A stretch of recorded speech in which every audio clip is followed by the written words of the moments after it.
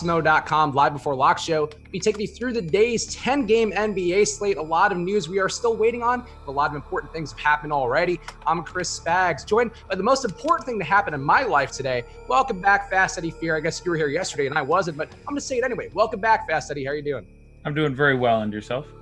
I am good. I'm ready for the slate. We got a big day in front of us. And the most important news, Eddie, as always, is that we are living in the future of DFS right now, courtesy of Super Draft and all these Live Before Lock shows, the official presenting sponsor of Live Before Lock. And you can go check them out right now at superdraft.io, where you can experience their exclusive game type multiplier game where you can pick all the players you want, any guy, no salary restrictions at all. Pick your players and go over at Super Draft. And most importantly, you can get yourself $20 free with a deposit of $100 or more if you use the promo code AWESOMO. Let's go right now to superdraft.io or download Super Draft in the App Store, because at Super Draft, there are no limits, only winning. All right, Eddie. So let's talk about this here. I guess the big question for you, I'll ask you the Josh question, because this is supposed to be a Josh show. He's out of town for the week, enjoying life up in Sonoma, Northern California. But Eddie, one thing on the slate, what do you think is the first thing that anybody out there should be considering when they're building a lineup today? I don't know. All right, cool. So I guess we're done here. Let's go home. I guess we're done here. We can move on. I got nothing that isn't painfully obvious or feels a little specious at this point. So I don't have a good answer to that question. There is a lot of nuance in today's slate, and to call out any one thing right now as this is the most important, like I will look at our ownership again and see, should there be any Corey Joseph, PJ Tucker-esque errors floating around in here where I'm like, that's just unforgivable. I'm taking a look for unforgivable ownership at the moment, but Nope. I got nothing. Let's move into specifics. Something comes up that I find especially egregious. I promise I will yell and scream and pull my hair out. Okay, well, you know what then? Let's get one more plug-in that I forgot to hit up top, but also go to awesemo.com/join right now and use that promo code live before lock to get half off your first week on there. Again, all the data we talked about throughout the course of this hour, ownership projections that Eddie just mentioned, the player projections, as well as Eddie's own rankings right now available to you at awesemo.com/join. So let me ask you about a player then that I consider to be one that I like a lot. And I guess the situation that's the most important, Jason Tatum out for Boston. They're playing Detroit at home. Detroit, a bad defensive team. Also a bit of a mess perhaps with Andre Drummond's situation there. I don't know, a bit of an eye test thing, but in that last game certainly didn't look like the most motivated man in the world. But more importantly, Tatum being out opens up a lot of usage for those guys. Kemba Walker is one of the guys I'm owning quite a bit today. And ownership-wise, I guess it hasn't fully caught up, though he's decently owned. What would you do with the Celtics today? Who's your favorite Celtic? And is it Kemba Walker or is it somebody else? Ends up being a little bit site-dependent, but there's quite a bit to talk about for the C's here. Don't have a lineup yet, which I would like to see. My best guess is that Tice will start and not Cantor, though I don't think that is etched in stone. And secondly, that they start Marcus Smart in this matchup and slide Brown and Hayward down. That's my best guess as to what they do. Assuming that guess is correct, looking at the ownership we have, I want to take a look at this because I like all of those guys. There's no one in this particular matchup at their current prices which are not egregious with Tatum's usage. We don't have any sort of simulacrum, if you will, for this experience in the past. This is the first game that Jason Tatum has missed this particular year. We have all these guys engendering some pretty significant ownership, the lowest being Smart at 10%. The highest being Jalen Brown at 26.4, those being DraftKings numbers, of course.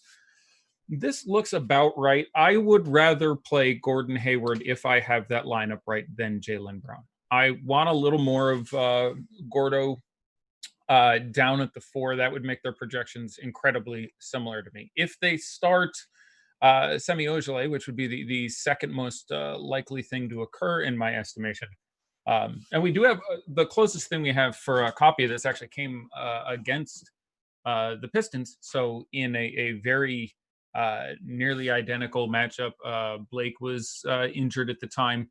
We ended up when the only other time the Pistons played the Celtics this year, you had Hayward miss. Semi Ojeleye picked up the start in that matchup. And that was a small Pistons team as well. So maybe we do see that again. I don't think that's what I would consider the best way to go here, but that's why I find that only slightly less likely than Smart getting the start there.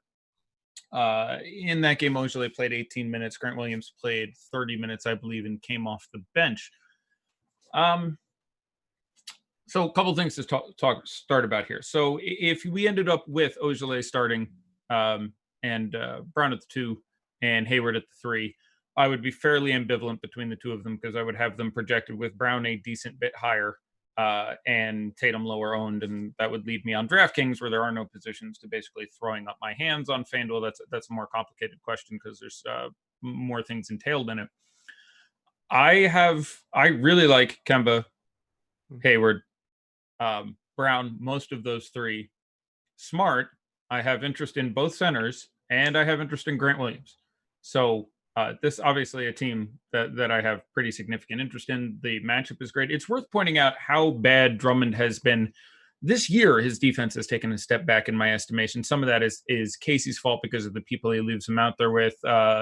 He's getting some reflected bad beats from Sekou having issues as a rookie and Blake playing on one leg. So it's not entirely his fault, but it's been bad. And this past week, it's been pretty terrible. Now, I bet if I ask you offhand, you won't be able to answer this question. Do you know the last 3 centers to start against Andre Drummond in the last week? Can you think of any? I mean, Okafor is the last one, obviously. Okafor was the last one. Yeah. Daniel Gafford. Nice. I don't know the third one. All right. The third one was Tristan Thompson. You may recall how that game went for Tristan Thompson. Almost 70 fantasy points. Right. Yeah. So literally the last 3 games you have Tristan Thompson, best game ever. That game was in overtime, so I'll give you some context on that one. But Kevin Love was in, and Tristan Thompson absolutely went apeshit crazy and had the best game of his career. 2 games ago, Gafford started, fouled out, because, again, it's still a lot to handle Andre Drummond. That's going to happen a reasonable percentage of the time. But in the time he was in that game, I think it was 23 minutes, he was 7 for 9 from the field with like 19, 7, 2, 1, and 1 or something. Still much better than you'd expect out of Daniel Gafford in half a game. And then last game was Jahlil Okafor, who, well, I don't need to. Most of you probably know how that worked out. So it's worth pointing out they're getting absolutely gobsmacked up the middle right. It's really gone to crap.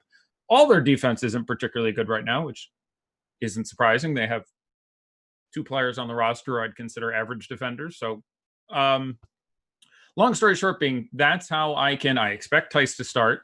Tice pretty cheap. Minutes could be a little more limited. Center could go any number of ways. Once you get outside Drummond being there, you don't need any particular length against this team, which is why I would personally just start Hayward at the 4. We'll see if Brad goes that way. But I like both centers having a lot of upside. And if I went in here and pulled out like the matchup for Canner is not a bad one either. He handles Drummond extremely well. In my viewing history, and if I download this, I think I can grab this pretty quickly. Yeah, EMAC had that in his cash building blocks column today, which you guys should be checking out. But yeah, Canner has a pretty torrid history against Drummond overall, and it makes sense. I don't mind him off the bench either, even at his price point, especially. Yeah, he's not out of play coming off the bench at 55 on FanDuel, 57 on DraftKings. I still think he's a very strong tournament play. You can absolutely go there. If he's starting, I would actually like him even a little bit more, but none of the backup matchups aren't better. So I'll have some interest in Cantor, but the absence of Tatum and potentially the absence of Tice would have been massive for him. But you can still absolutely go there. I mentioned in a very similar game where the Celtics blew out the Pistons and Grant Williams got the start because someone else didn't get the start, played significantly off the bench when Ojale got the start. He's only $3,100. Value today is, I don't need to tell anyone who's put any time into the slate, pretty crap. So I don't think he's less owned than all these other Celtics. There's some obvious leverage against other players in the field. I have a non-zero amount of interest in $3,100 Grant Williams, regardless of starters, regardless of anything out. Would play in a blowout, which is not unlikely in this particular matchup. And additionally would probably, I am at 23 minutes. That does not feel horrific at $3,100.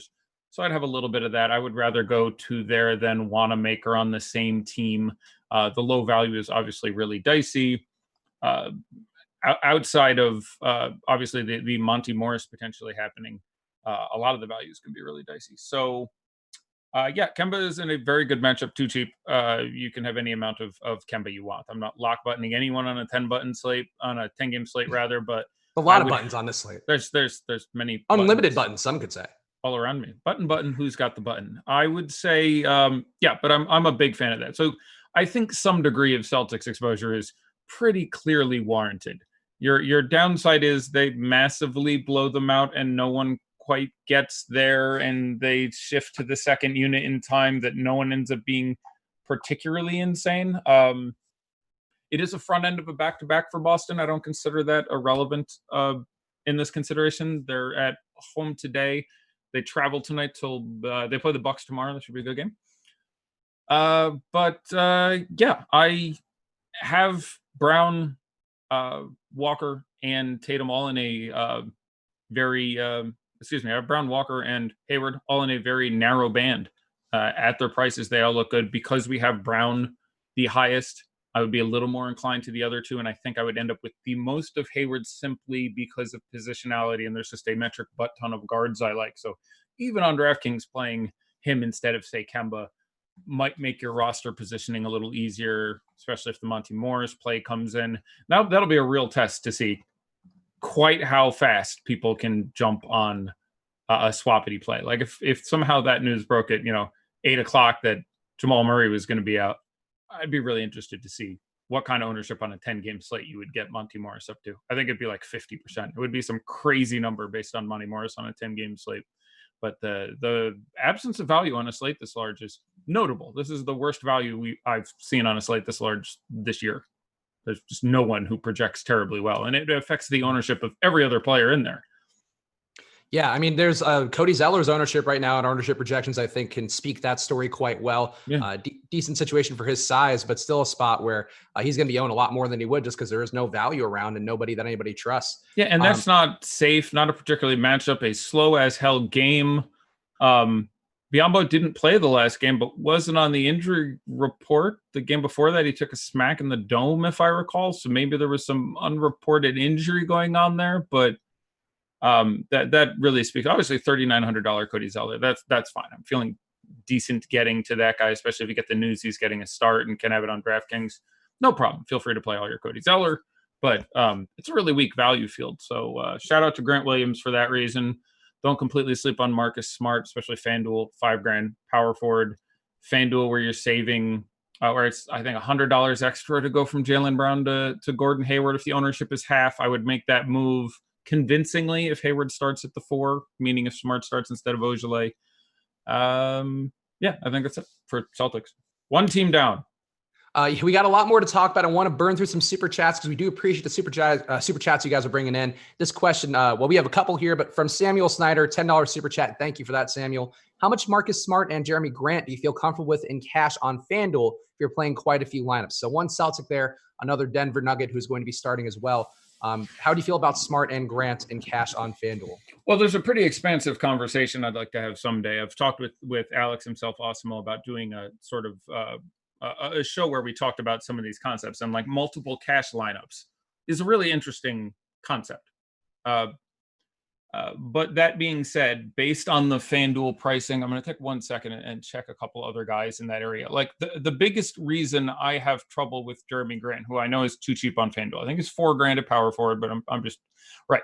So that's fine. I in cash would prefer playing Nemanja Bjelica and Kyle Kuzma. So I have no issue with playing Jeremy Grant for $4,000 in cash on FanDuel. I think he's fine. He's probably my third favorite power forward in cash. I have a feeling I won't take the time to look at all that right now. So I personally never have an issue playing one cash lineup. I think the theory behind cash and the way most people handle it leads you to do that more often than not. So my answer to those questions would be 100%. Like if you like those guys in cash, in theory, you could be running just one lineup, which is the way many, if not most people do cash. I don't have an issue with you just putting Marcus Smart. Again, I would like to see him start, though it wouldn't be a deal breaker for me if I was playing him, obviously. So it's a bit odd question. It has to do with your personal tolerances and what you would do. But both of those guys are priced very well for their matchups positions. I'd be fine with you playing 100% of them if they fell into what you felt was your best lineup. We also just got some news here. Want to hit the rest of these super chats, but Karl-Anthony Towns officially ruled out again with both knee and illness. So everything congealing for Cat. Gorgie Dang has been priced down a little bit for this spot here, one where you think they need some size in there. Is Gorgie now a player that you would want to prioritize going against Indiana? Prioritize is a stretch. Or, prioritize about the field, let's say, not overall. Yeah, that number has come down. It's worth pointing out, though, that they're really throwing center all over the place. Cat being out makes some of the guys from that game more appealing. You can take GPP shots at, again, I would do Teague over Napier, though neither of them have consistent nor particularly brilliant minutes. Wiggins, this is not a terrible spot for him, and with all the amazing guard play, you're gonna get him at 4%, and Wiggins without Teague in a matchup that I really don't dislike that much. Indiana is playing really slow, especially recently, so not a good matchup, but that still, randomly busting 50 out of him. I suspect with that confirmation, I would end up with a little more Wiggins again. Some of these guys are in play now. Jang, I think, is $5,000 on FanDuel. Yes, I think you can throw that out there. I still wouldn't necessarily prioritize him because a lot of his limitations in minutes come with the blowouts. There's been 2 of the last 4 games. This team is simply not good right now. But the biggest factor for me looking at Jang for minutes is matchups where his minutes tend to trend up a little more against somewhat beefier centers. We've seen when they played Brooklyn, he got a lot of minutes. When they played Cleveland, to have a more interior center with Tristan Thompson, you saw him getting more minutes. I talked last week about how the game against Portland a month ago, he played 37 minutes. It just has something to do with when they have a matchup they can't otherwise deal with. I'm more excited about his minutes upside. Miles Turner doesn't really demand that kind of attention and also plays outside a little bit more, which limits Gorgie a bit on defense. So I think he's fine to throw a bullet at in GPPs. He's going to be very low on, but no, wouldn't be a priority for me. Okay, that seems fair. Let's burn through these remaining super chats. $2 Canadian from Dull Lemon. We appreciate that. Really? You can do that? Yeah, you can. I mean, look, YouTube. I'm going to go super chat some Deutschmarks or something. Some toonies really for us. Exciting. Low end value, Cornette or Grant Williams for a GPP on DK. I would assume you would be a Grant boy. Yeah, I'll go with Grant Williams, sir. And I think there's one other one here from Shem Anglade. Back to American dollars, $5 for the super chat. Thanks, Shem. Who gets backup point guard minutes for Orlando with Augustine and Michael Carter-Williams out, along with Josh Majet's 10-day contract, which expired. Sad for Josh Majet. Could have gotten some nice run today if they got blown out in LA. But how are you feeling about the backup point guard situation? Who's going to do it? It's not going to be pretty. If Fournier is out, especially, I don't think we have news on that. We're still on questionable Fournier, aren't we? They're going to have some interesting backcourt conglomeration there because Michael Carter-Williams, I think, is already out. Yeah, Augustine is out. Right. So I don't know. We don't have, again, an appropriate simulacrum of this year. You will see Fournier bring up the ball some if he's going to be there. This is a woeful matchup for this Orlando team. Like we have, purely because of all the value, or the absence of value, rather. I assume some sort of decent ownership on $4,400 Terrence Ross. I'm really scared to go there in this particular matchup. Now, this is a team that's replete with above average wing defenders. Danny Green, Avery Bradley, still not what he used to be, still above average. Kentavious Caldwell-Pope, still above average. Rondo not out there, that helps. Obviously, LeBron will get switched on a lot. So it's not a great matchup for a guy who needs to make a lot of threes in a really slow game. We played we played this game once this year, and the Lakers won 97-86, 95-86. So the guy, again, a really, really slow game. So I'm not happy about doing that. But to answer your question, I really don't know who ends up bringing. You could have Gordon bring the ball up or Ross. I think in those second minutes. Anybody, they're NBA players. You can have Vooch bring the ball up. Like they are all capable of dribbling a basketball towards that big line in the middle of the court. But I'm honestly really curious to see what happens with the minutes for this team here. And I was, it's obviously a big slate. I put many number of hours into the slate and was going to look into that question when I realized I don't care. Like I have only so much time in the day, and I'm like, okay, I can look at this and I can go back at that and look at, who's doing what in the practice league and dig through coaches' comments. And I could have answered that question in 15 minutes till I realized I wouldn't want that person anyway. I just don't. Like you're talking about the backup point guard, meaning you're going to get the guy who's going to handle the ball. Like they will press more minutes for Markelle Fultz. I think you can play Markelle Fultz. Maybe get career high minutes out of Markelle Fultz today. Not shocked at all if Fournier is out to see 37 minutes out of Markelle Fultz. Like they don't have anybody else, as you're alluding to bring the damn ball up. So my best guess would honestly be they stagger and you actually just see Fournier out there whenever Fultz isn't, and he ends up playing default backup point guard. And they go a little bigger during those periods of time. But I'm really not sure, but my answer would be I don't want him anyway. I do not want a guy who's going to play 24 minutes, even if he's playing point guard for 12 of them against the Lakers, that I have to guess at. So Good question, and I rarely come out with this, but I have no goddamn clue, and I'm not comfortable guessing. It might be a first, might be a live before lock first.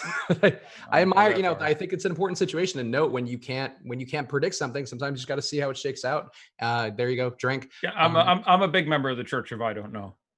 That's right. There's people who say I don't know, and people who are prideful and think they have to pretend they know everything. I know plenty about basketball. I'm not really sure how that's going to go down. So great question.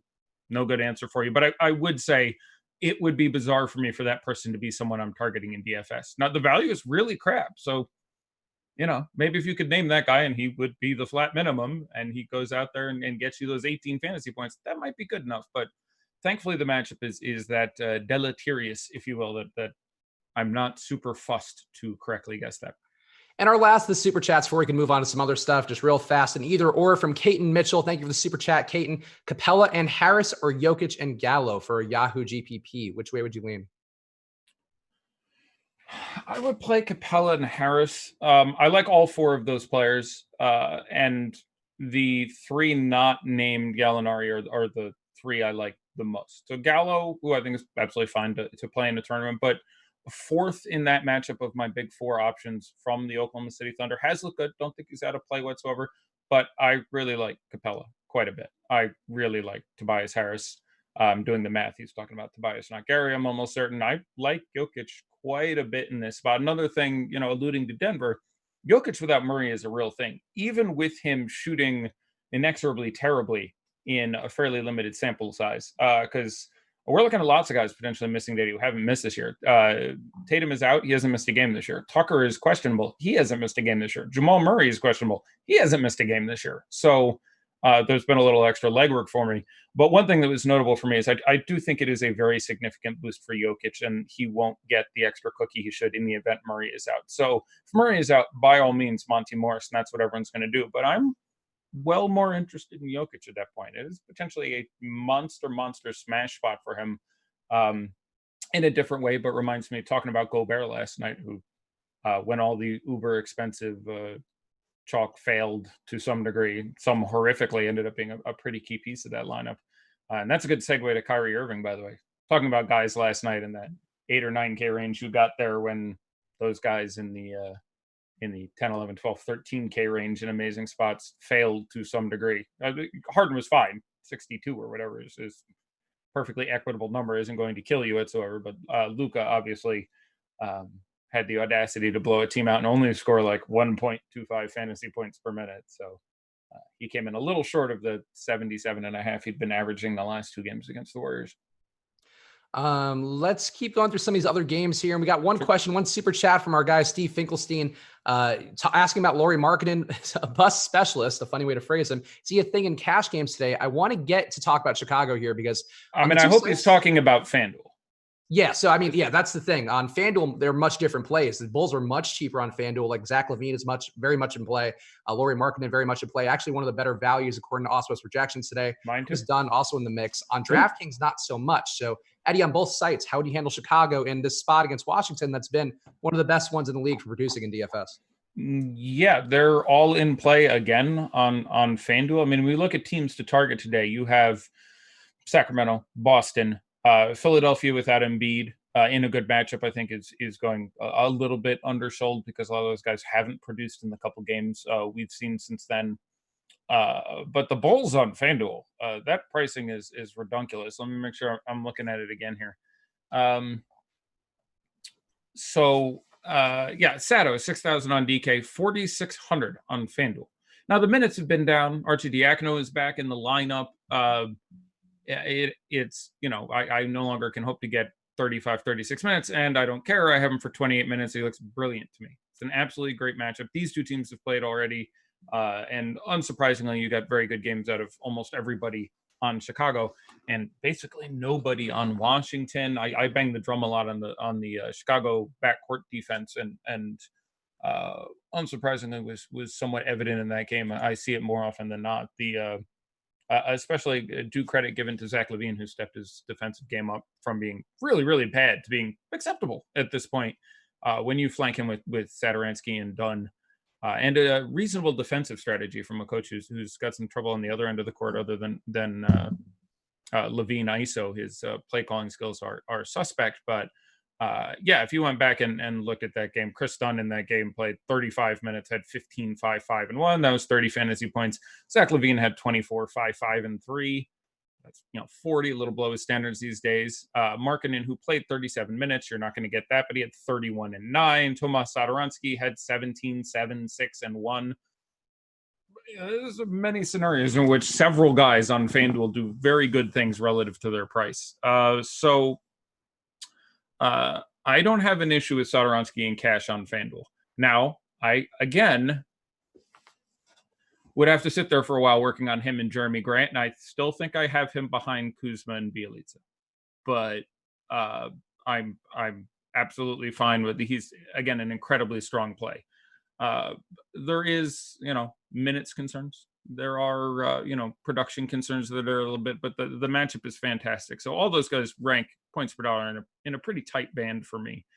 So, yeah, all those guys, Gafford, just the price of all those guys on FanDuel are particularly exceptional. So somehow you're playing on FanDuel and that hadn't been brought to your attention.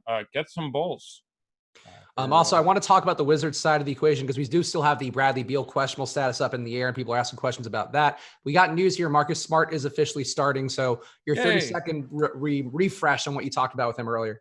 Hey, I'm happy I got that one right. It's weird because I'm going against what the coach had done in the past. So good job, Brad. Way to come around.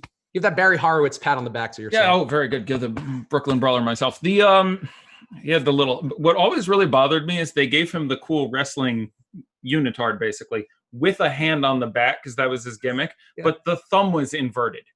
So like it was here, but the thumb was on what would have been the pinky side. Like whoever stitched it in there didn't take a second to go, all right, the thumb would be by the neck. But anyway. No respect when you beat Skip from the Body Donnas. Oh, that's the Beverly Brothers. There's some tough competition then. So I'm pretty low on the Wizards. If Beal isn't, I'm incredibly low on the Wizards and don't really feel the need to. And we can look at our one game sample again, but the specious minutes in the front court, and again, what I consider to be a pretty poor matchup for the backcourt. Sure, they played. Bradley Beal played 41 minutes against the Bulls in overtime. That was an overtime game that we're talking about here. He shot 4 for 19, 1 for 9 from 3, 22, 7, and 7. With a steal and 2 blocks. So he got to like 44, 45 fantasy points in 41 minutes. And I like Jordan McRae. I'm a big Jordan McRae fan. I was driving the bus and beating the drum a couple months ago, but in the mid 6s in a matchup I really don't like, and he's not Bradley Beal. So if Beal is out, I would have some Jordan McRae. There's a shot he takes 29 shots. That's obviously going to turn into value. He ends up being very Kyle Kuzma for $2,000 more in a bad matchup, but just the volume can get there. So, but I'm dubious on this team. I want to know who's starting at center. I don't think we know that yet. I'll have more interest in whoever's starting at center. I imagine Bryant will come in behind Mahinmi today. If I hear Bryant's going to play 24 minutes, $4,400 Tom Bryant on the interior, which is where I'd like to attack this team. Okay, I can see getting there, but minutes are mixed up all over the place where Troy Brown is going to play his allotment and Ish Smith is going to play more or less depending on where Beal lands in there. And Isaiah Thomas is under 4K. I find him pretty interesting in tournaments, but again, in the backcourt, not a match I'm particularly a fan of. So I'm fairly dubious on these Wizards. I give Chicago outside of the interior more credit than a lot of teams. And when I'm looking at the centers against this team tonight, I have one with a real questionable minute situation and another one whose production is not really predictable by matchup. Yeah, also, I think it's worth noting Beal's stat line from his return to the lineup there against Utah, because I know you do love a good box score, but 48% usage, 25 shot attempts in 27 minutes. Like that's an interesting way for him to return to the lineup there, just gunning relentlessly, playing less minutes, but gunning relentlessly. Yeah, but I mean, he missed several games with a knee issue and is now questionable today with a shoulder issue. Yep. Could it happen? Sure. He's 77, I think is the number on Brad Beal, but I'd have like 30 minutes. It's like, you really need my man to do some damage there. So, yeah, it's a team I'm fairly low on. You can refer to rankings. Several of them got in there. I would have some presence to them, but much more excited for the Bulls. Even on DraftKings, I would rather play several members of the Bulls. Special shout out to Zach LaVine, who's playing extremely well and has been really the model of consistency for a while. The volume there, the efficiency, perfectly tolerable for someone taking that many shots, is really going kind of hard and light right now. So 9,300, I'm fine with it. It's hard to get there with so many other great plays and the absence of value on a 10-game slate. 8,300, now you're cooking with gas. So one player I want to bring up whose name I haven't heard enough today is Russell Westbrook. That price is not cheap, but the way I went back and rewatched the earlier game over lunch today, and the way they defend that team makes me think it's harder for Harden than it is for Westbrook. So because I expect Harden to engender some ownership, Westbrook's price is not as juicy as it has been with that 8,900 range. Now he's, I think, 9.2 and 9.6.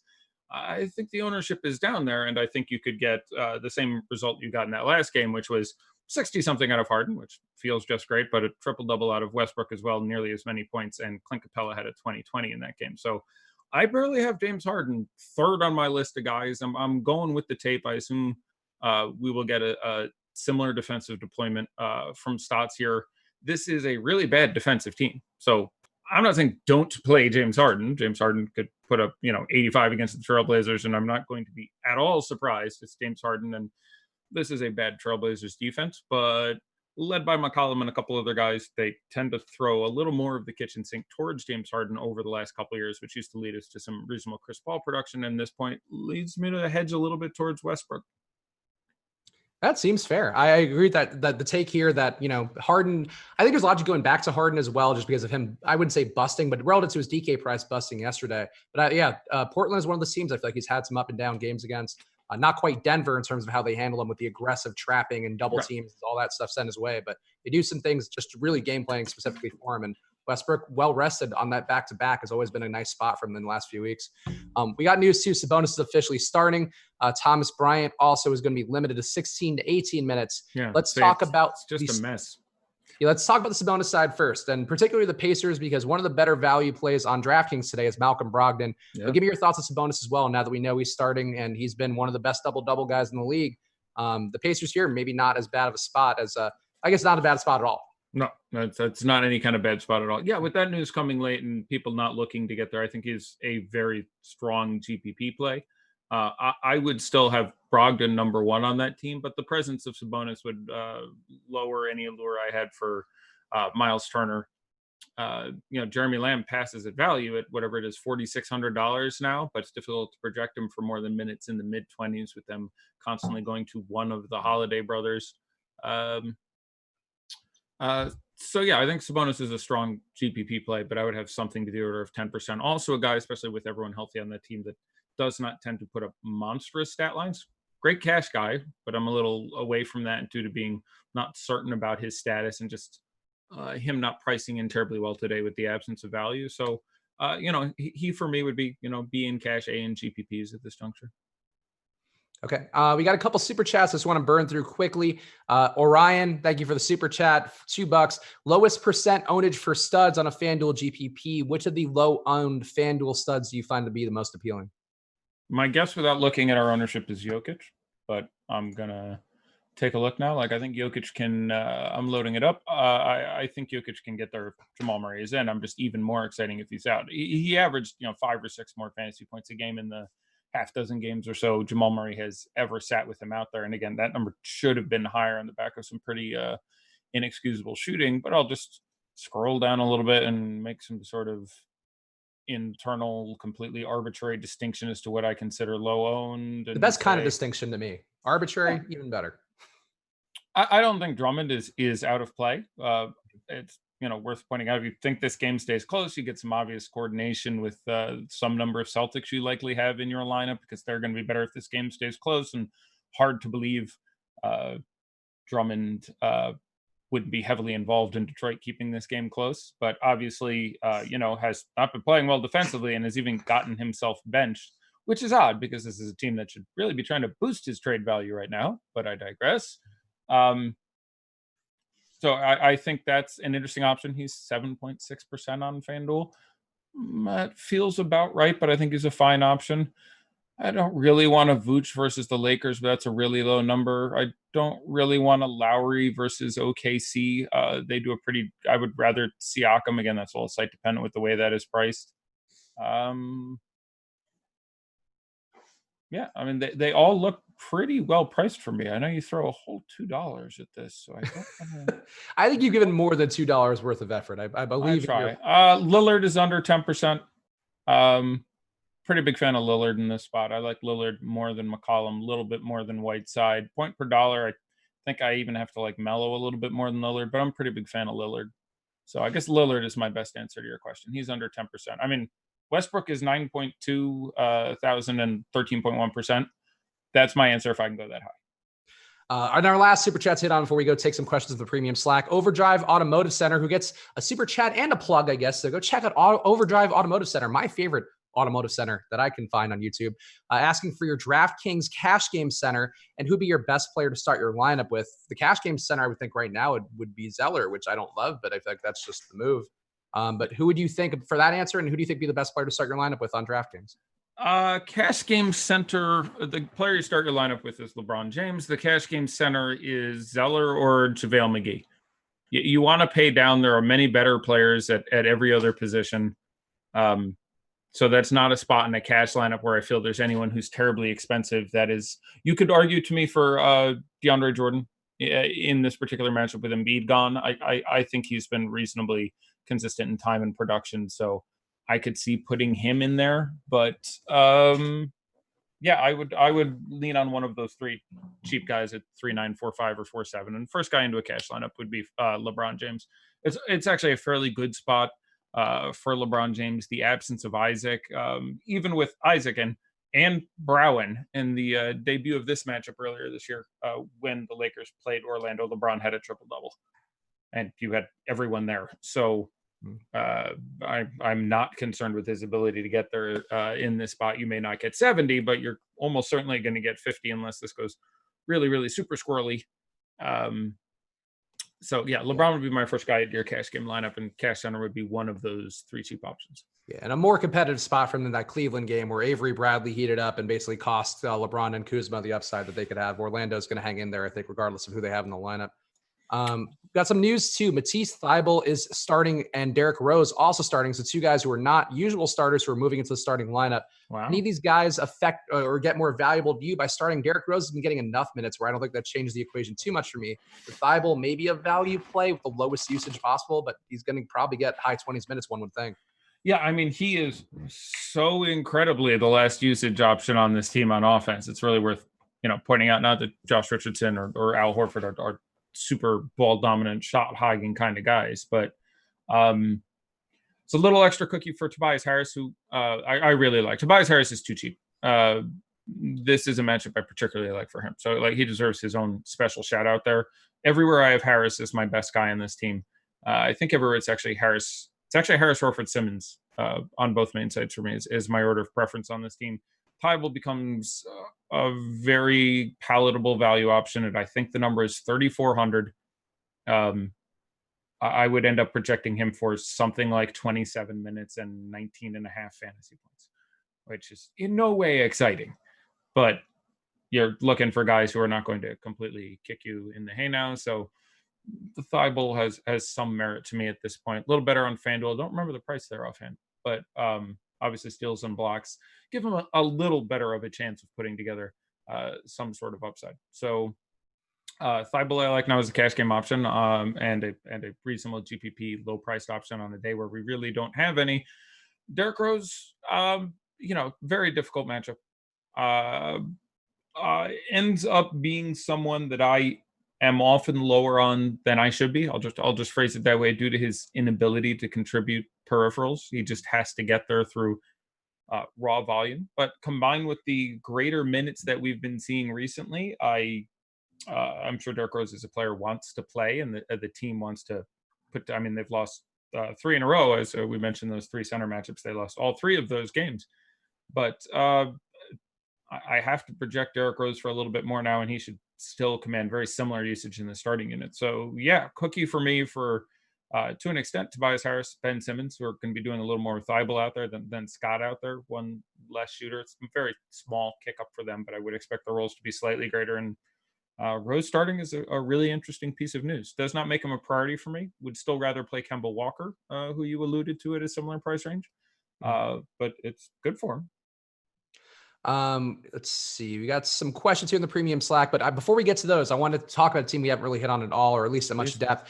Sacramento, they project well pretty much across the board for a lot of these guys. Buddy Hield is a guy who popped up for me with Osprey's projections and my own. Aaron Fox also on a monster heater, just shy of triple doubles in his last 2 games, and just around 60 fantasy points in both those as well. Going against Dallas here, who's on a back-to-back, not the highest paced matchup on paper, but still one where both these teams have seen big production both for them and against them. How are you feeling about the Kings today? And would you have any Kings as a priority play, or are they priced mostly appropriately for you? It's site-based and Monty Bailey. It's at 5,300 on FanDuel. I have pace in the minutes, the time, the matchup. I'm a very significant fan of his. Fox, I think, is fine. He's performing a little over his head in some of the secondary statistical categories, but FanDuel specifically, Buddy Hield and the Monty Bailey are very, very strong plays at 58 and 53 respectively. They're priorities for me there. On DraftKings, where Fox is $100 less and Hield is $700 more, I still slightly prefer Buddy Hield. On FanDuel, I massively prefer Buddy Hield at a differential of 2,300 instead of 15. You can play Harry Barnes under 5K. It's not a lot of good value, and at this point, guy who is unlikely to completely fall on his face under 5K is worth considering. Some exposure there makes some sense. But not we're not getting enough time out of my boy there, HG3.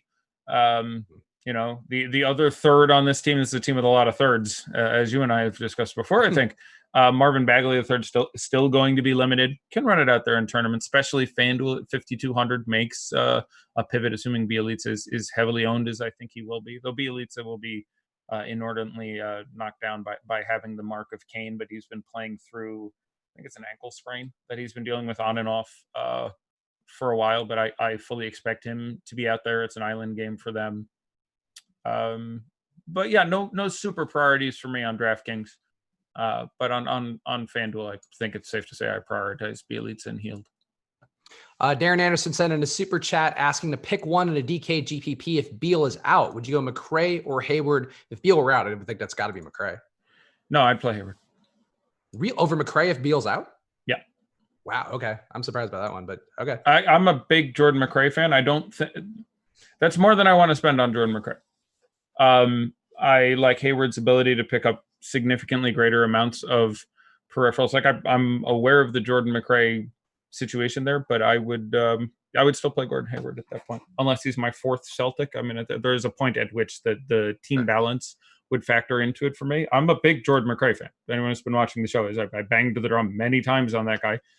6,600 in this matchup gives me enough concern. I would rather play Gordon Hayward still. I think at pretty similar ownership at that point. I would still have him projected a little higher.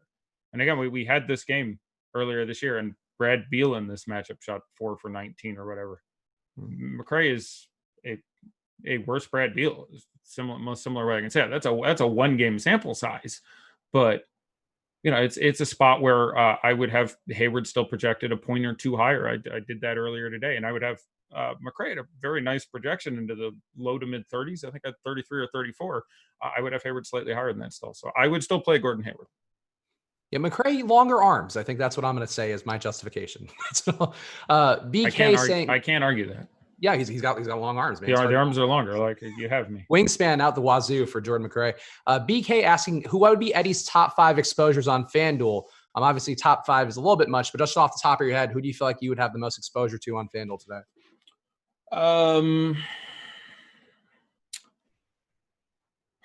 Bielitsa, Kuzma, LeBron, Hayward. Now that we know he's starting where I want him to. Satoransky. Feel like I'm building a FanDuel lineup for people again. We had that yesterday. I got done in 3 people tweeted me. I read my lineup at 7:01 or whatever, and like 3 people are like, "Got it," and sent me a picture of it. I'm like, "Yeah, it's I tend to build a lineup over the course of the show." So there are a number of guys. So, Kyle Kuzma, 5,800 on DraftKings. I am less enamored with. 2,800 over the cap is very different than 1,300 over the cap, and there's no positions on DraftKings. And power forward obviously has a number of very palatable options on FanDuel, but that factors into it for me. But at 4,800, even against Orlando, I have him projected to take 21 and a half shots or something like that. It's just too much volume. Just too much volume for Kyle Kuzma there. So I'm trying to get more FanDuel questions in the mix, but now I want to balance it out because I'm a Libra and we're balanced people. C Lander26 asking, he's got one entry into 2020 tournament today on DK, which I hope you didn't pay out of pocket for. If that's a free one or something, or a satellite, that's a better move. But if you had to, how would you rank Jaylen, Hayward, Tobias, and Horford? So those four guys, Jalen Brown, Gordon Hayward, Tobias Harris, and Al Horford. How would you rank those four guys for a large scale tournament with the sharpest players in the world? Give me a minute because I have to check what we have them projected ownership, because they're all very good plays, and so that's going to bring them very close. That was Harris, Horford, Hayward, and Jalen Brown. You got it. We have them with Jalen Brown significantly the highest owned of them, and there's not enough differentiation for me in that spot. I imagine I would play Gordon Hayward. The one I have projected highest, assuming these $600 makes no difference to you, is Tobias Harris. So if $600 does nothing for you, I would play Tobias Harris. If it does almost anything, I would play Gordon Hayward. I do not have a large differentiation between those four players. I mean, I have them all very nicely projected in a very similar band. So I don't mean to just punt the question, but I'm halfway to punting the question saying, yeah, I don't know. Those all project almost identically for me. But if our ownership holds, I would probably play Tobias Harris if the money is irrelevant. Gordon Hayward else. David, the former Dave, I believe, in our premium Slack, asking, can you rank your priority bulls on FanDuel? We talked about them being the better value on FanDuel by a pretty decent margin, but how would you rank the priority bulls, the guys you really want to have in a lineup today on FanDuel? I probably have the guards. I probably have the point guards 1 and 2, believe it or not. It's a matchup, especially with Biel where the number of turnovers relevant kick up a little bit, and you can really look at getting some really sexy peripherals for Satoransky and Dunn. I don't mind playing them both in a lineup. Mostly because they both project fine. They're 4-6 and 4-9, 4-8 and 4-9. I'm trying to remember what the exact price. It's 4-6, I think, for Satoransky. They can each pick up 4 steals in this matchup. Wouldn't surprise me whatsoever for a nice floor of 12 there. So probably my level of interest would actually be Satoransky, Dunn. Probably Satoransky, Dunn. So many good options at shooting guard. Probably Satoransky, Dunn, Markkanen, Levine, because of their position specifically and their pricing disparities. It's far from a raw points ranking, but at price and position on FanDuel, I think that's how I'd prioritize them. All right. Got some more premium Slack questions. Thoughts on Daniel Tice on FanDuel for Don't Embiid My Status? How do you feel about Tice on FanDuel in particular? I'm going to like him a lot if I can just see the word starting. That makes sense, yeah. And the cancer start definitely going to make Tice less valuable, one would think. They will start Tice. I don't know how I missed that 15 minutes ago. So I like him quite a bit. For some reason, I'm forgetting the number on that, and I believe they still have him at power forward as well. I want to say 44, not 42. 44. Yeah, I like that a lot. Power forward, there's a lot of juicy ones. I still am going to want to play Bjelica and Kuzma for the upside, for the minutes, for the shots. Bjelica is going to play like 36 minutes again with no Bogdan, no Holmes, and so on and so forth. Kuzma is going to play a whole lot of minutes and take a whole lot of shots. Tice, I would have it like 21 minutes right now, or 22. So I just can't quite go there over those guys. I would probably have him behind Jeremy Grant, but it's been a pretty sexy matchup. Jahlil Okafor and Daniel Gafford are not particularly. Okafor is very good offensively, but they both managed to put up monster production in their limited time. So I think he's an absolutely strong play, more of a tournament play for me. Do you find Nikola Jokic should be a pivot to LeBron on, I guess, no site given for FCLPDNB? I don't know why I always feel encouraged to say his name when it's the most difficult. But with LeBron at much higher ownership, would you go to Jokic as a pivot with no site given? I'm fine doing it. It's difficult for me to absence a site. I think it's a fine thing to do. I really like LeBron in this spot. I have LeBron projected about 5.5 points higher than Jokic. But at the differential between their prices and presumably popularity, especially if you lob Kuzma in there to get some extra leverage, and obviously especially if Jamal Murray is out, I'm absolutely fine doing that. Yes. Let's see. Premium Slack questions here. Who would be your top 3 guys for a DK single entry?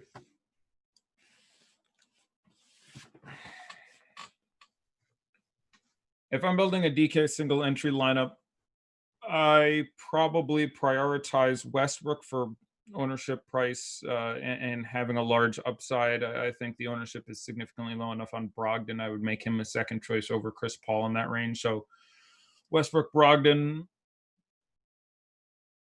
I don't know. There's a lot of guys I'm pretty interested in getting some tournament exposure to. I don't assume to be heavily owned. You should probably roster Monty Morris in your guard spot specifically, if at all possible, so you have that as an option. Not leaving yourself that out. It seems like you're costing yourself. The value is so specious that not leaving yourself that option is a significant. So I would prioritize having him in there, even if he didn't play, and if I swap off him. LeBron is another guy. I would strongly consider Semenis Cantor. Yeah, I'm with you on that one. It feels weird, but Kemba would be close to a priority for me. Making sure I have one of those 6X Celtics, the Kemba, Hayward, Brown. Making sure I have at least some piece of that. Difficult to imagine that falling completely on its face. So I would not want to completely eschew that game from a lineup. So something like that, I think, is where I would start and go through in single entry. For Dadler 40, would you go Brogdon or Kemba for a FanDuel GPP? It entirely depends on who else I have in the lineup. I have them projected almost identically. And I think we have them owned very similarly as well. So absent additional information, I can't make much of a judgment there. We have Kemba at 20% and we have Brogdon at 17%. So I have no preference without knowing the rest of the lineup. For Ryan Ginsberg, would you find 476ers to be too much for cash today? I'm assuming one is Matisse Thybulle. And so my answer would be not really. They all price very well. If they are Thybulle, too much as in I don't think it's ideal. I imagine my correct number would be 2 or 3 feeling more comfortable if one of them is Matisse Thybulle in cash. So I can certainly see, like, Harris, Horford, and Thybulle in cash. You have my blessing. Go forth and destroy my young man. Like, if you have the 4 expensive guys, yes, at that point. Now, I would much rather actually do it in cash than in GPPs. It is a strong matchup. I think that game very possibly stays close, and they're not all going to be great, but you are guaranteeing yourself they're all priced very well. So you're guaranteeing yourself, I would not generally want to play. I'm not a huge fan of Ben Simmons in cash. I think all the tournament upside in the world is there. And I would have less than, I think we had him second on our ownership projections when I looked. That's more Ben Simmons than I would want to have at 8,700. I do think there is a little bit of a boost without Embiid, which apparently isn't the popular opinion. I'm not trying to avoid it by any means, but there's a giant slate. If he's 30% owned, I will pick a guard. There's like 9 guards I will take there at a third of the ownership, where I will play Paul or Westbrook certainly for $900 more if you can come up with that, or name a guy, Brogdon, Lillard. Like, there's just a lot of places where I have guys projected maybe I have a low projection for Simmons, but I think he's fine, but I wouldn't have as much as the field does. For old pal Rinpack, would you rank Kuzma, Carmelo, and Nemanja Bjelica on a Yahoo GPP with all of them at a similar price? I would have, at similar price, I would have Kuzma and Melo, actually, who I think I have projected very slightly over Bjelica. And for no site given, would you go Kuzma or Melo for Sir Legend? And Kuzma would leave some salary behind. I have them projected very similarly. So Kuzma more often than not. I assume he's on DraftKings where he's saving some $400 or something. If you're doing something with that $400, then yeah, definitely Kyle Kuzma. It's not a great matchup, but and I've been very critical of Kyle Kuzma this year, but the volume is a very real thing, and he's surrounded by LeBron and guys who do very, very little offensively. So guy's going to take up over under like 21.5 shots tonight. That's really hard for me to get away from. Morgan Smith asking thoughts on Nick Batum. He asked that earlier and I forgot to get to it. I wouldn't go back there today with his price coming up, but how do you feel about it? Price coming up. I mean, again, we are obviously very lacking value, but matchup dreadful and incredibly slow. I would try to play almost anyone else over that particular spot. He just might not play again. Like, we're in this thing where Marvin plays and he doesn't, or he plays and Marvin doesn't, and PJ Washington or Dwayne Bacon randomly comes out and plays 20 odd minutes and takes up a million shots. So it's just a mess there. And there isn't really much of an upside. So I would not Batum, especially in a dreadful spot. MC Gratz asking, do you have any feelings on Jimmy Butler tonight? Fairly ambivalent. The absence of Hero would represent a small statistical upgrade for him. This is a San Antonio team that's really been playing better on both sides of the ball of late. I know I would have I have several feelings about him, but they would net out to me thinking he's a perfectly acceptable play. So I would end up being largely ambivalent on playing him in a single entry or a GPP lineup. I'm fine if I saw a Jimmy Butler, but I wouldn't be terribly positive or negative on it.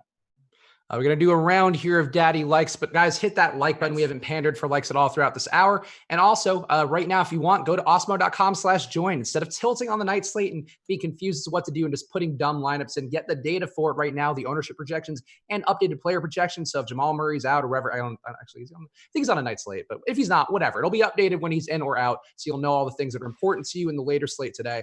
Evan Fournier's status, that's a big one you'll need to know later tonight. So go check that out right now at osmo.com/join and use the promo code live before lock for half off your first week. And we got one question here, which is still relevant from Mr. Serious. Would you go Markelle Fultz or Kyle Kuzma today? I'm fine if you play. I have to project Kuzma for higher. So raw points, I will still play Kyle Kuzma. I'm fine playing Markelle Fultz over him in a tournament. I probably slightly prefer that based on my guess of ownership on the two, though no strong feeling. But I imagine I play Fultz, but I would have to project Kuzma for a touch higher. All right, so we've the last few games of Daddy Likes, we pivoted because of our pal Brick75, another one of the top DFS players in the world who wanted to talk more about the likes rather than the guesses of the ownership. But Eddie, because you're so good at this, I'm still going to give you your one guess. So who would be the top owned guy you would think from the early, not the early slate, but from this game that went now on DK's big tournament today, the $20.20 one? As Alex pointed out earlier on Twitter, at Osmo DFS, the price just keeps going up on this game every year. It's 2019 last year, now it's 2020. Who's number one owned, do you think, in the early games? That's very fun. Alex's Twitter has been really good lately. He's been doing a good job. He really has. The boxing video, etc. Like I want to give him credit. He's full blown witty there. I'm enjoying my Osmo Twitter recently. We have two games, right? It's Philadelphia and Brooklyn and Boston and Detroit, right? You got it. We had the highest player on the whole slate being Jalen Brown, and I think that's correct. So certainly through two games, I will say Jalen Brown. That is correct, 36%. So how would Daddy feel about that? I'd have less. 36% it's a great play. It's a giant slate.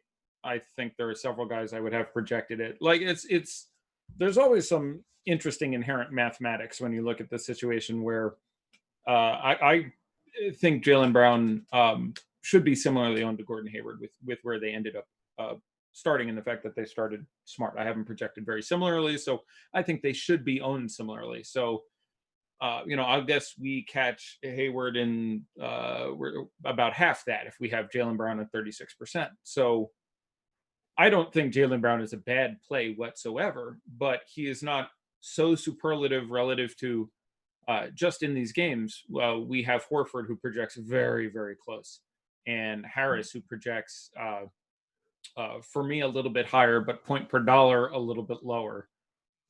So I would have less than that because it's not worth that distinction, but it's just always a different scenario every day when you're looking at chalk. If I had Jalen Brown point per dollar projected, 5% better, then it ends up being more worth it. But because there's so many people close to him who are going to be owned, 8, 10, 15, 20, 25%, I would end up with, and I think ideally you should have less than Jalen Brown. Like if you could look at this ownership and rebuild your 150 now, I think if you ended up with 36% more Jalen Brown, you would be doing it wrong. I think if you knew this is what was going to happen, and I think we had him projected at 31, 32%, so we were very our ownership was fairly accurate on that. If you knew he was going to be the highest owned guy, I think, and I would have trouble seeing a contrary argument, that pivoting is the correct thing to do in that scenario. It doesn't like what is the ownership on Gordon Hayward? Gordon Hayward is at 17%. Marcus Smart is at just under 15%. Kemba Walker, who I would have thought would be the high man, I guess the salary wasn't quite as appealing, but he's 27%.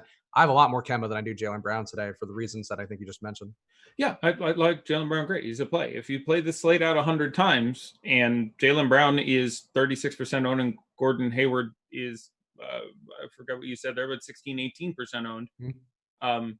you're going to want Gordon Hayward more often than not. He will not be outscored by Jalen Brown 2 out of 3 games, which is, again, you're rounding some of the math there, but basically what would have to be the case for that ownership disparity to be correct. So I like Jalen Brown great as a play. I would have no issue if I had 40% Jalen Brown.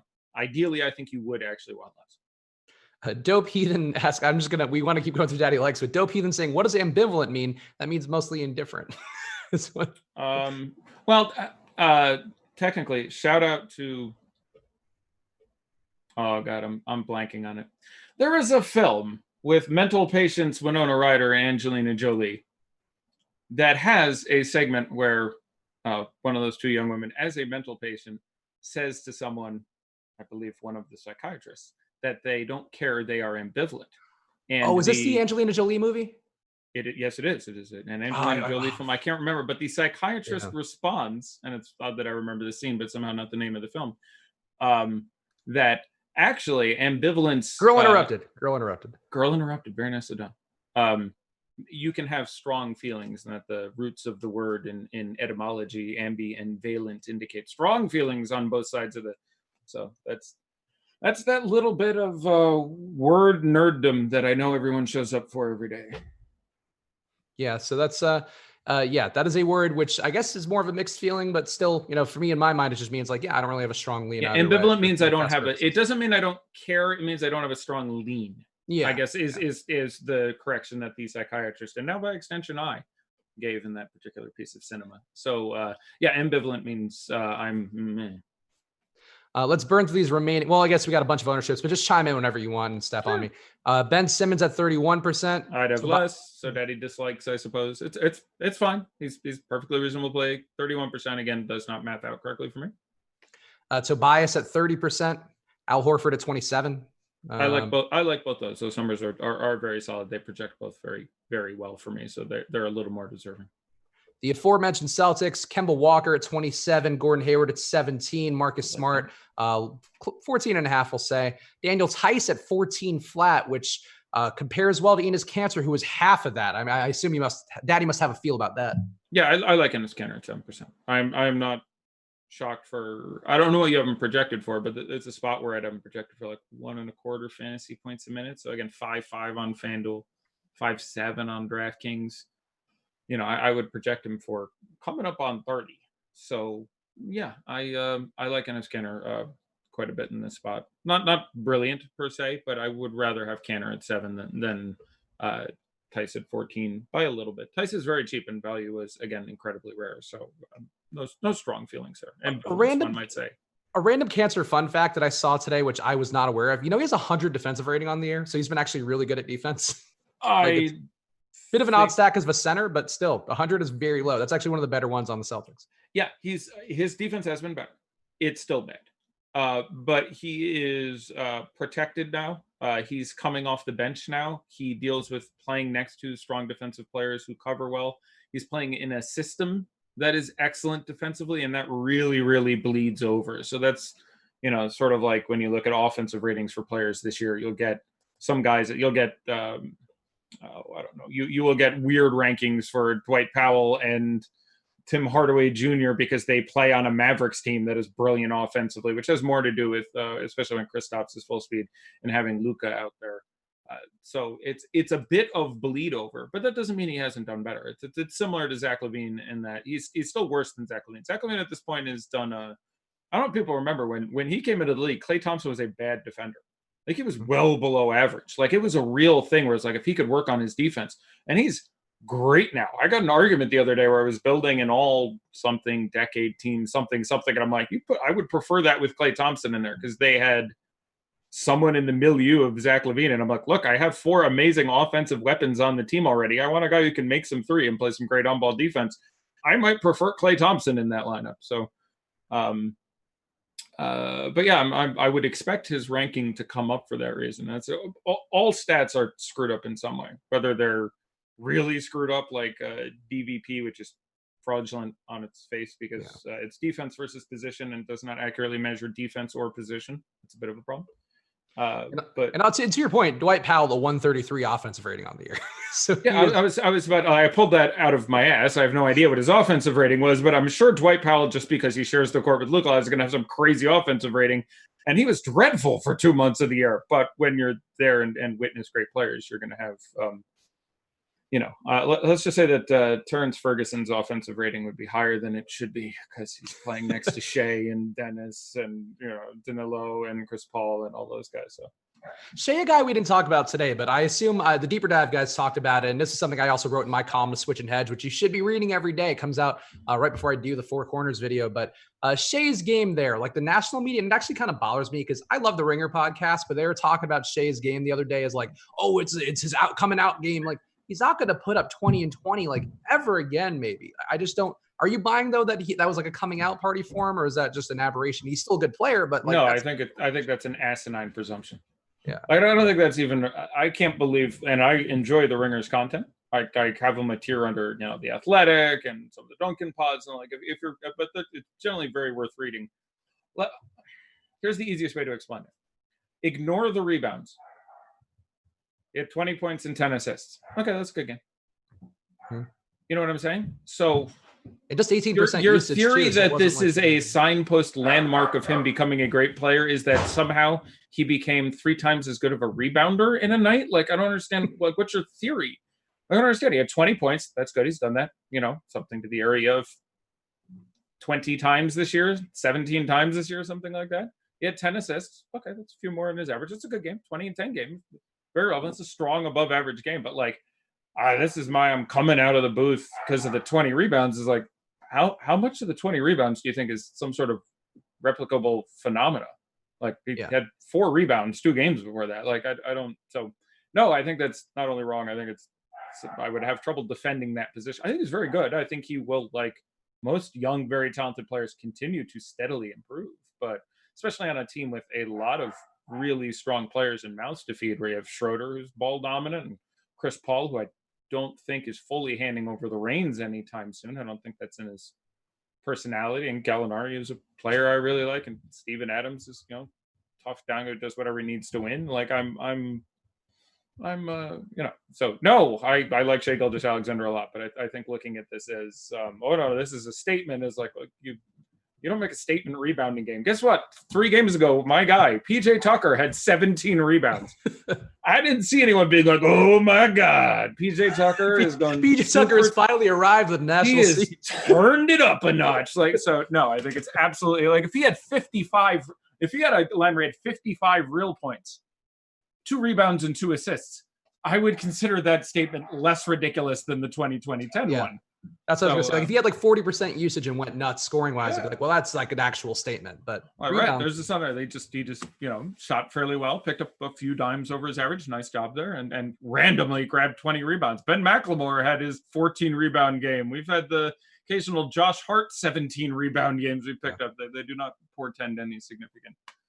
It's more of a testament to the bigs just being good at boxing each other out, which Adams is one of the best at. I was surprised to see that he saw the Russell Westbrook has several triple-double seasons to which he owes Steven Adams the big ass. So yes, Steven Adams directing rebounds in his general direction certainly doesn't hurt. All right, back to Daddy Lex. I just wanted to talk about that because we didn't talk about Shea at all, and I guess that might have been one thing worth hitting on. But if you have him in your lineups, I just wouldn't do that. Like he's the same play to me as not the same play, but like a comparable play to Chris Paul and Schroeder. And Schroeder, I have Chris Paul projected slightly higher. Yeah, I agree. And Schroeder too is a value play, better than both, I think. Arguable. I think he's 55. Am I getting the Schroeder? Yeah, he's 55 on DK. Well, that's the reason why he popped out for me. But yeah, like he's still going to be slightly less raw points, but relative to value, like I'm fine. Yeah, I don't necessarily disagree with that. I would have them all fairly. I would have Paul and Schroeder fairly similar in terms of value, and I'd have them both better than Shea with him getting that. I mean, I'm not trying to knock a guy for having a 20-20-10 game. I couldn't do it. Not many people have ever done it. That is a hell of an accomplishment. Don't misunderstand me, but acting like it has long-term significance, I think, is, again, overreacting to 20 rebounds, which is not it's an aberration. Yeah, It's, and that's why we think it's important to get that data, and you get that data with the Osmo Plus membership at osmo.com/join. But just in general, just knowing that he has like a 9% rebound rate, like that's not a thing that happens at all. Yeah, if he gets 10 rebounds a game for the next 7 games, I will happily point out, okay, I got that wrong. Apparently, he, I don't know, grew longer arms, learned how to jump. I don't know what would get some Jordan McRae arms. You got the face-off arm transplant from Jordan McRae. Yeah, just we had that old Bucks team that I used to call the Wind Farm.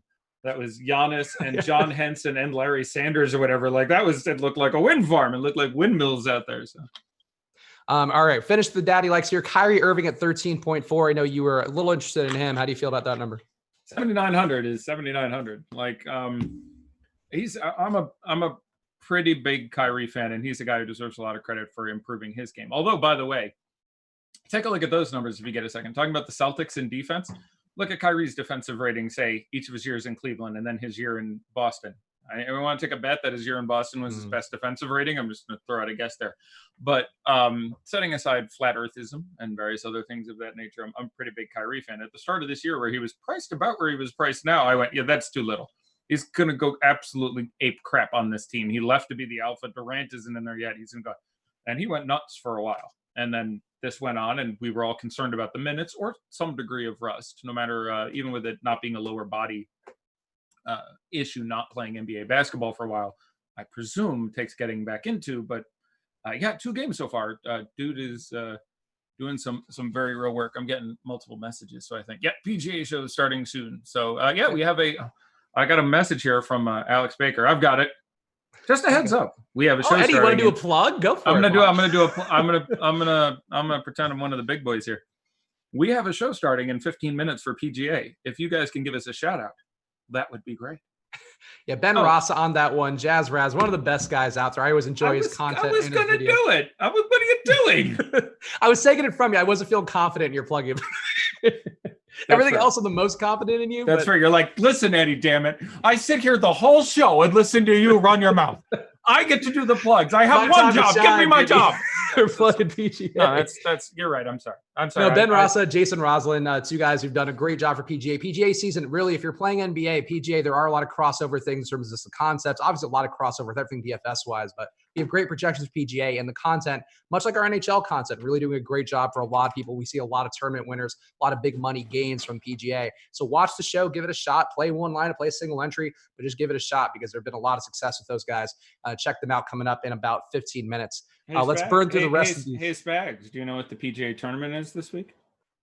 I'm going to guess the Toyota Tacoma Pro-Am in Tuscaloosa. So close. It's the American Express.